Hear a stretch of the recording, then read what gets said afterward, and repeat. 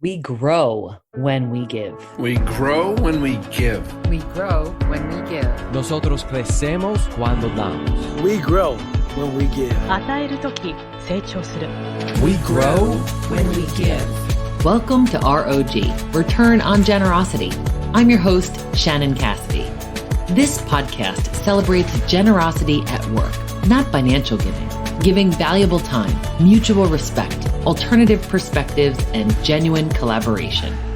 Our special guest today is Jessica Keogh, founder and president of Faith Above My Ability. Jess and I know each other through my husband, Mike. They are work colleagues at the Westchester Area School District in Pennsylvania, where she is a special education teacher. Jess teaches students who have difficulty regulating their emotion. Being born with a yet-to-be diagnosed type of muscular dystrophy, Jessica has dedicated her life to educating, advocating, and empowering people with disabilities and those without, so they can live their lives in a more powerful way. Jessica has done this through the way she lives, teaches, and advocates for meaningful policy change for people with disabilities. She's currently pursuing her doctorate in educational policy, leadership, and administration. Jessica's research surrounds critical disabilities studies and representation in curriculum. And once she earns her EDD, she will write policies and curriculum that help all children. She is an incredible person with amazing talents, including that she texts with her right elbow. Welcome to ROG, Jess. Thank you so much, Shannon. I'm so blessed to be here and spend this time with you. Likewise. Yes, I can't wait to learn from you and with you. Let's start off with a little bit of your story. Tell us about you, Jessica.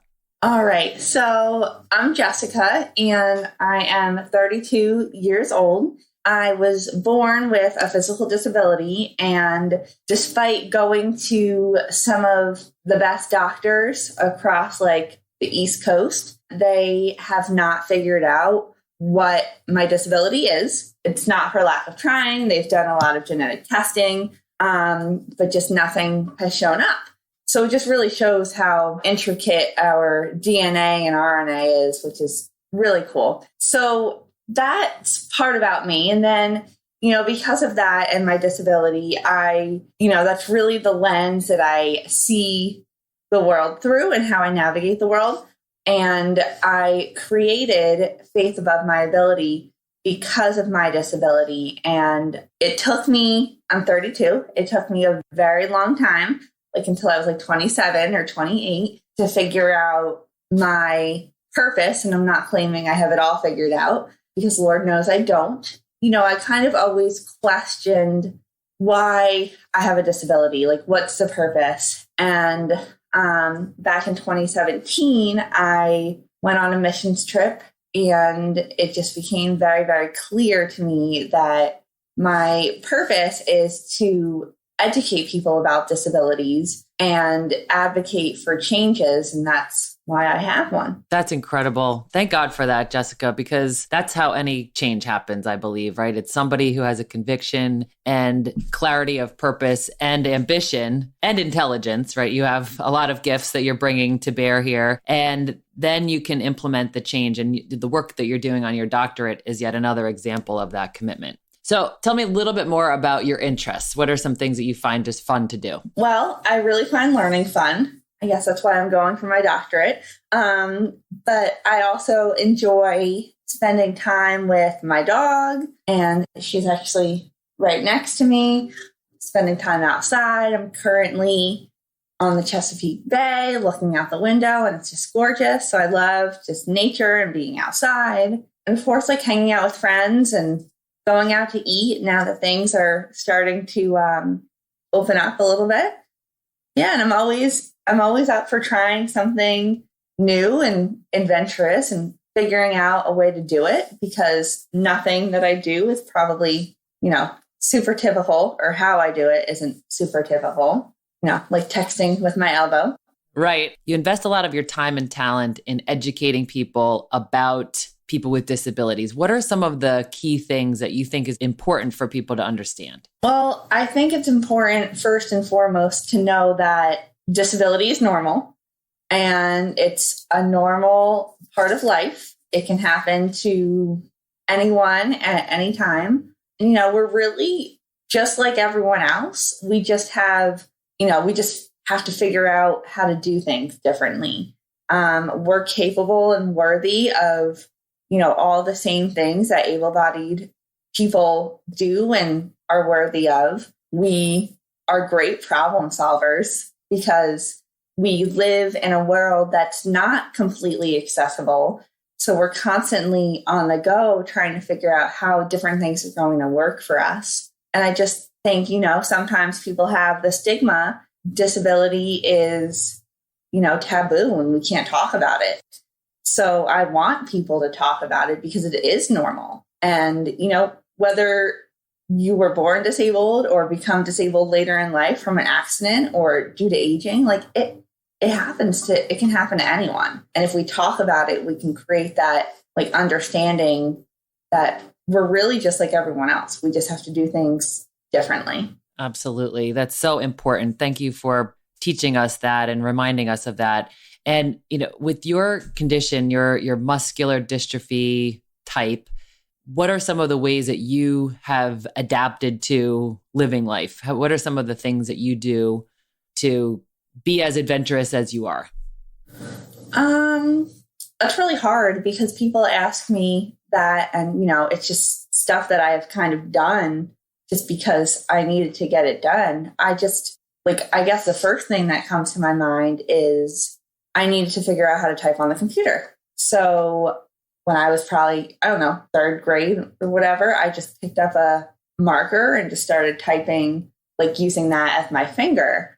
But I think really the biggest thing that I've learned, and it's been humbling, is I can't do everything on my own. And being okay with asking for help is really important. And I know that's hard for anyone to ask for help. No one wants to admit that we need help.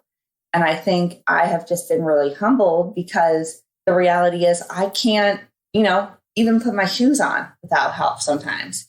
So asking for help has been very humbling and just something that I do. I'll ask anyone, whether it's I need a door opened or, my hair put up in a ponytail.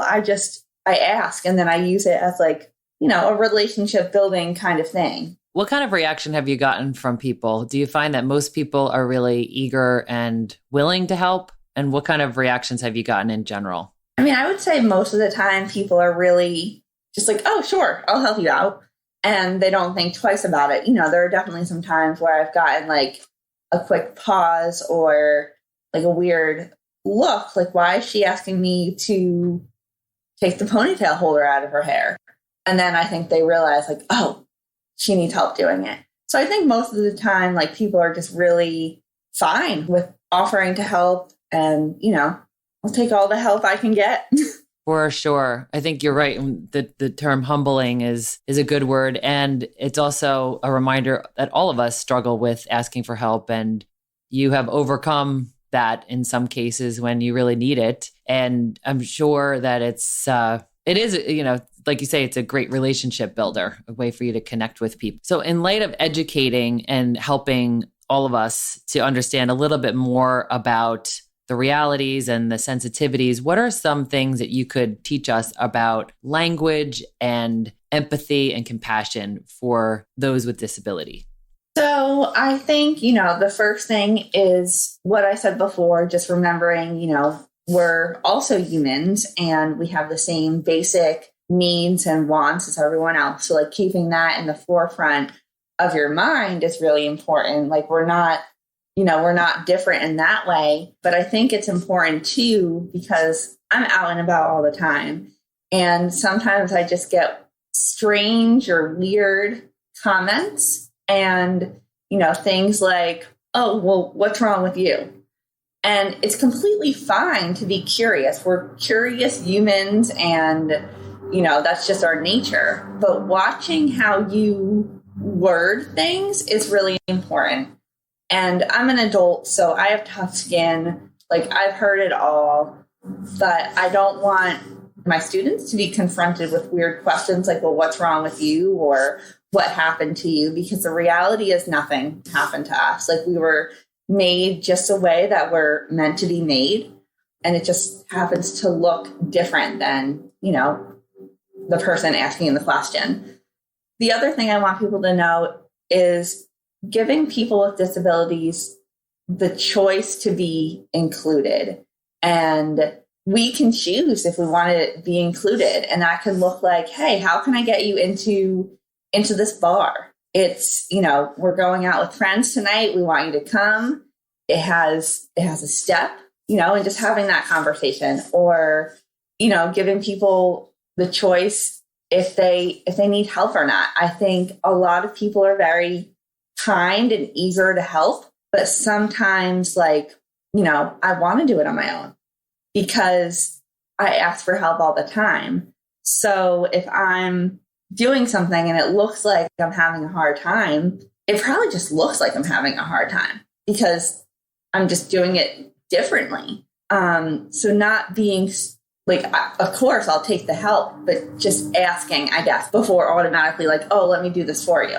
Because the reality is for 32 years, I've done it, myself.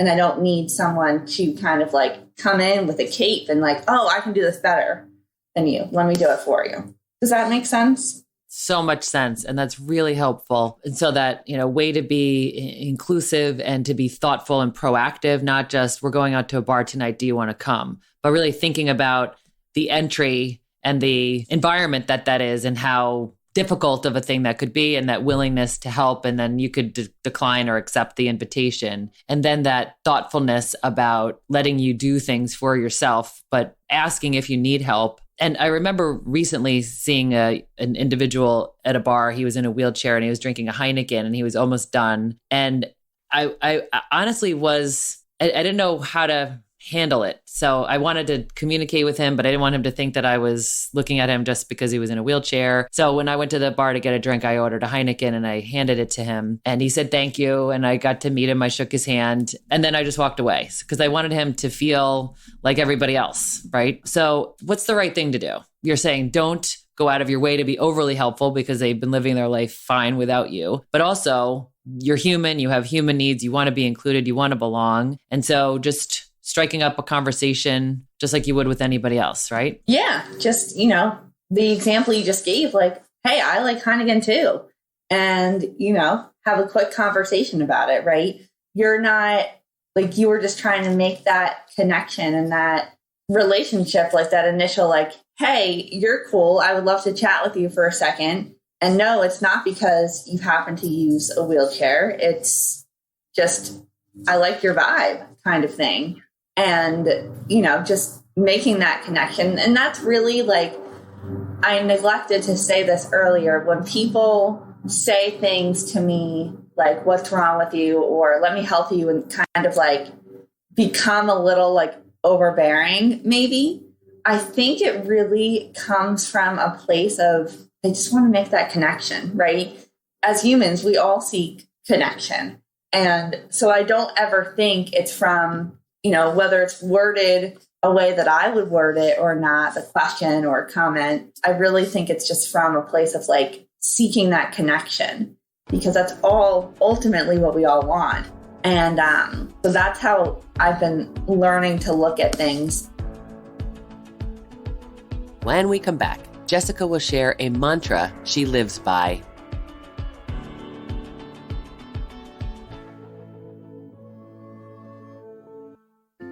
Hello, I'm Marianne Newell, Assistant Director of College Support at St. Joseph University's Kinney Center for Autism Education and Support. Located in Philadelphia, the Kinney Center has a twofold mission: to educate and train the autism professionals of tomorrow while supporting and serving the individuals and families affected by autism today. I'm part of the Aspire College Support Team, helping St. Joseph's University students with autism achieve collegiate success through social and executive functioning support. Learn more about our services by visiting sju.edu/KINNEY.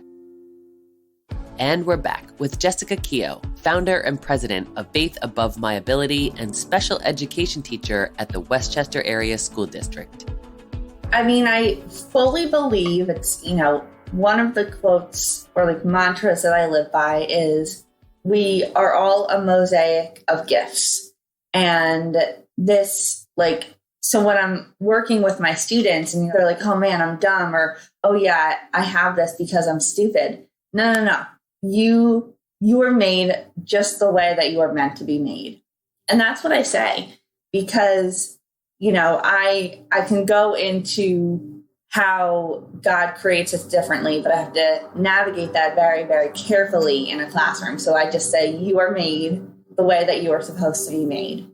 And you are perfect. We all have different abilities and different strengths, and yours happens to be this, but you need help with, learning to do math or something, or learning to regulate, your emotions when you're angry. So just really, I try and do that from like a strength perspective. And the reality is every single person has some kind of difference, or weakness. And mine just happens to be, I use a wheelchair, and my students, it might be, they just have trouble managing their anxiety. And, everyone has that. So when you realize that, like that's, we all have something to offer. And that's how I frame it to my kids and really to anyone else around me, because it's true. We all have something unique and perfect to offer at this point in our lives. Yes, so true.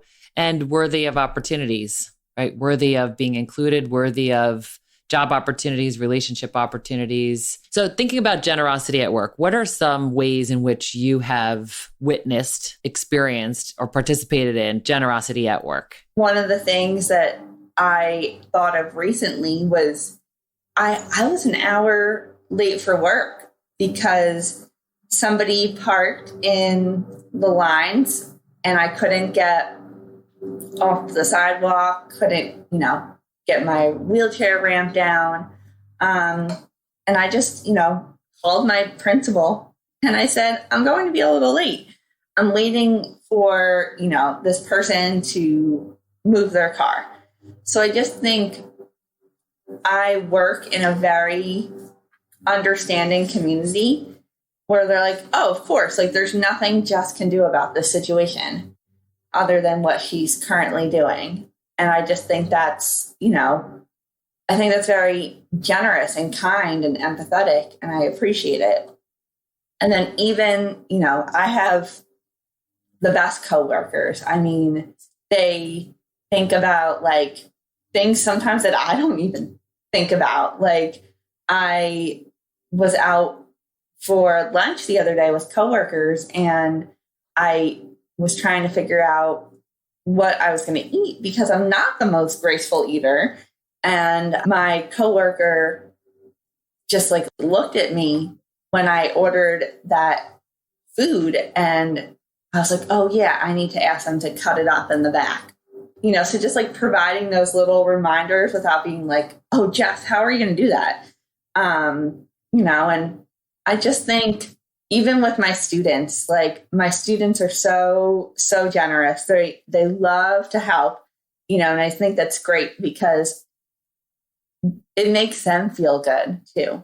And they're like, oh, well, I can do that. Can I be your hands today, Miss Keogh? And I'm like, oh, sure. Like you get to control, the remote, you get to control out, or you get to pass out the papers, all that kind of stuff. And I just think it's cool. Yeah, that is so cool. I love those examples, all of them, that grace and understanding when you're doing everything you can, but someone unknowingly parked incorrectly and took over the space that you needed, or a coworker who's observing how to support you in the most respectful way. And then, the students getting involved. I'm sure that's something that they probably all fight over is who gets to, do the activities. So maybe it's a reward for good behavior. And you are a really generous person. Faith Above My Abilities is a generous nonprofit organization that you started. And I know that you don't give to get, but what would you say are some of the payoffs or the benefits associated to being so generous? Well, I think really, like for me with, like I shared at the beginning of this, for, 27, 28 years, I really wrestled with why in the world do I have this disability?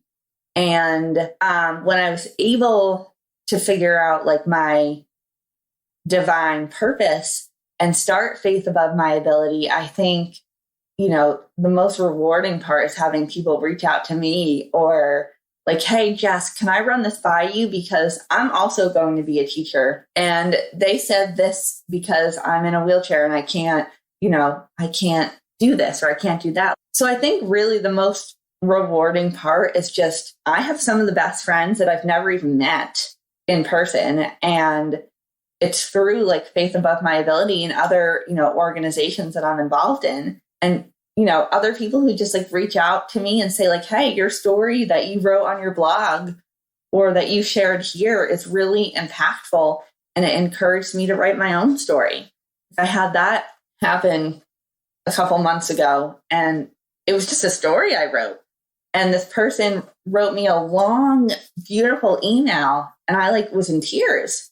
So I just think like knowing after like struggling or wrestling or both for 27, 28 years, like seeing that I'm able to help other people and be like that sounding board or connecting people to resources or even just like encouraging them with my story. So for those who are listening, who are employers or perhaps have an open position in their corporation who have not yet hired people with disabilities, what are some words of encouragement that you could offer? Because I know that one of the ways in which we would see generosity at work is inclusion of everyone. So those who see the disability as a strength and an opportunity, what myths could you dispel or what kind of encouragement could you offer? Yeah, so for employers, I think just realizing that people with disabilities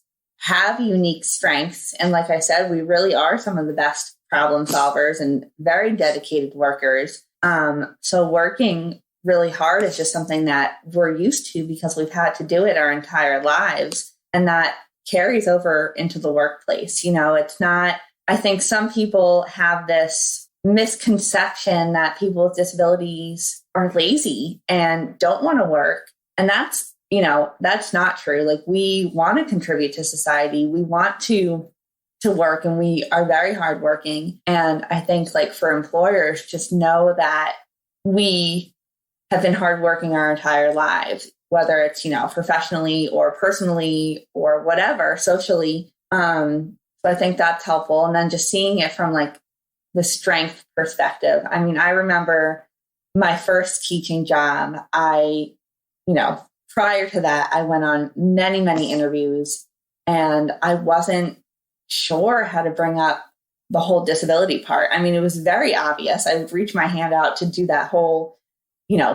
shaking hand and whatever, or the handshake. And it didn't look like everyone else's. So I think when I finally, so like for people with disabilities, this is my encouragement and advice is be confident.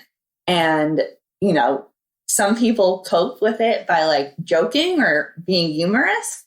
Other people are more, serious and just bring it up in conversation. But you have to address that quote unquote, like elephant in the room. And when you frame it in a way that's going to benefit the company or the organization, that's when like you're going to see better results. So I know for me, like a really big passion is I teach students who have disabilities, whether they're physical disabilities or not. It is so important. And when I meet with anyone, legislators, friends, coworkers, like I say that my students need to see people who look like them in the workplace. And when you have that, like, you know you can do it. So like my younger self, I had no idea what I was going to do because I never saw anyone who looked remotely like me doing anything I wanted to do. And I just want to be that person for someone else.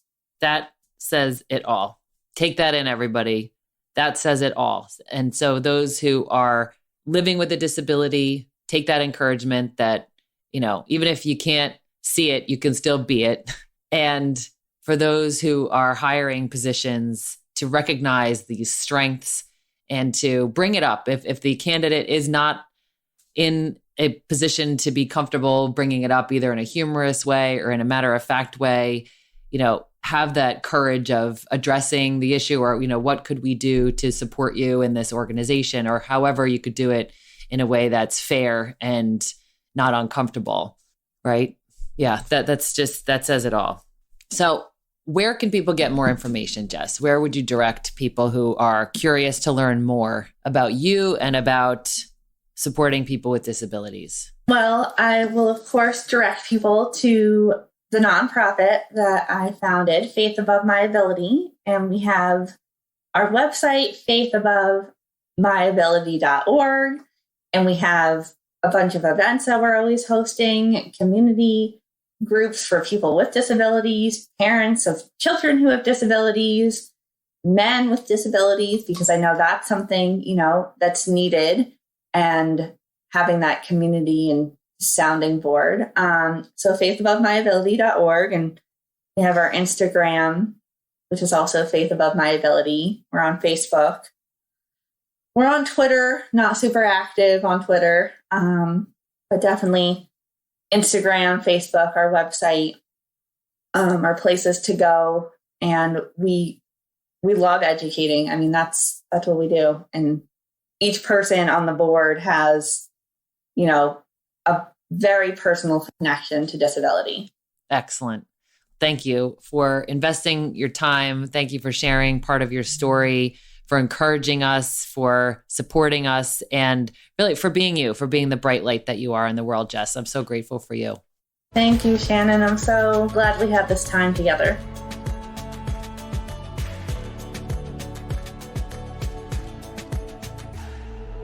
ROG takeaway tip: how to apply what we've learned to our own work and lives. Jessica taught us about how to be compassionate toward others and ourselves. Let's start with empathy and compassion for others. Perhaps, until today, you may have said to someone with good intentions something like, "What's wrong with you?" or "What happened to you?" You realize now, after hearing it from Jessica's voice, how hurtful that can be. Until today, you may have thought it was addressing something obvious, expressing curiosity, or even an on-ramp to a conversation with someone. And what we heard from Jessica is that's not how it feels. It makes a person with a disability feel less than, not normal, or different in a bad way. As Maya Angelou said, when you know better, do better. When you have the chance to connect with someone with a visible or invisible disability, what else could you say? What other on-ramps can you think of to connect with that person? And as Jess said, they are people with the exact same needs as any human. What would you want someone to say to you if you were in their shoes or in their chair? Shred the stigma and taboo of disability. It exists and it's okay to talk about it, but be mindful of how you talk about it and use kind communication as your guide. Compassion toward ourselves is another point Jessica made. Asking for help is a strength.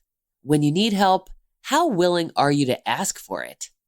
In ROG episode 22 with Wayne Baker, titled Givers Need Askers, Turn the Wheel of Reciprocity and Ask, we learned that most of us are really bad at asking for help.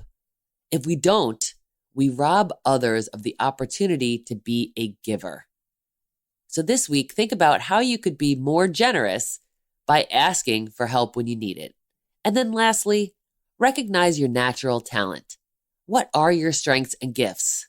What comes naturally to you? Perhaps it's a strength that you've just overlooked and you think, doesn't everyone act like that or think like that? How can you use that talent or strength even more intentionally this week? What's one small tweak you could make? One step forward in leveraging and offering that strength more readily. Take some quiet time to think about it, and remember, we are all a mosaic of gifts. You are made the way you're supposed to be made. Until next week, stay generous, everyone. Thanks for listening to ROG, Return on Generosity Podcast. Please help us grow by subscribing and reviewing us on your favorite podcast player. And for more information, visit bridgebetween.com. We grow when we give. 우리는 나누면서 성숙합니다. We grow when we give. On rayonne quand on donne. We grow when we give.